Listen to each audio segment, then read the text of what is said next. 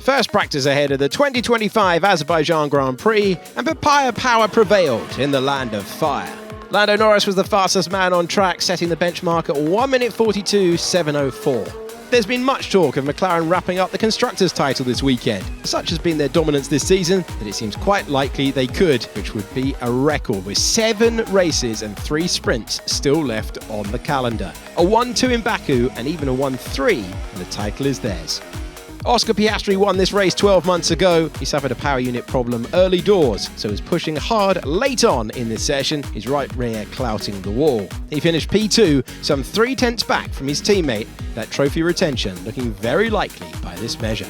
Despite being the second best team on paper, Ferrari remain winless so far in 2025. Charles Leclerc is a master of the Baku City Circuit. 4 consecutive poles for the man from Monaco, plus he was top dog in the 2023 sprint shootout. However, he's never had the long-run pace or the luck to convert prime position into victory. P3 in this session. Teammate Lewis Hamilton won here in 2018 for Mercedes, but a 7-time champ doesn't believe he'll be tasting the victor's champagne anytime soon, calling the notion far-fetched. He had an issue late on. Clip the wall. Left puncher. Left puncher. That clip of the Turn 5 apex costing him his front wing end plate 2. Another of the former kings of Baku is Max Verstappen. The defending champion won here in 2022. He locked up approaching turn 15 and took to the escape road, executing a neat flick turn to get his Red Bull back facing the right way. My car is coming off the ground under braking. So much contact. Alex Albon lost some kit early doors, the glass in his left-hand side wing mirror coming unstuck. The Thai driver later tapped the wall exiting turn 15. Teammate Carlos Sainz inadvertently caused a fairly long red flag period. His Williams rumbling over the curbs exiting turn 16, pulling loose a strip of rubber, which needed a bit of attention. On resumption, the Spaniard seemed to upset Isaac Hadjar. Yeah, I don't know what the hell he's doing. He's just so annoying. It's just on purpose all the time, so yeah.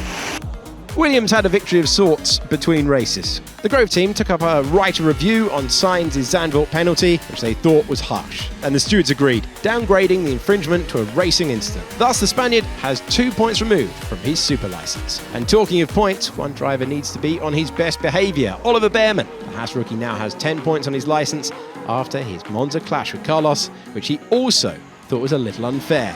He won't see any of those points expire before November the 2nd.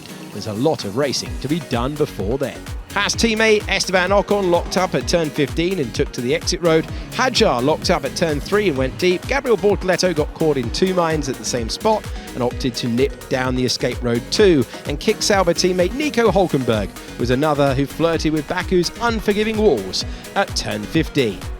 So your top 10 in a session with limited track time was as follows. Norris from Piastri, Leclerc, Russell, Albon, Tsunoda, Verstappen, Sainz, Lawson and Hadjar. P11 for Antonelli, then came Hulkenberg, Hamilton, Bortoleto, Alonso, Bearman, Stroll, Ocon, Colapinto and Gasly.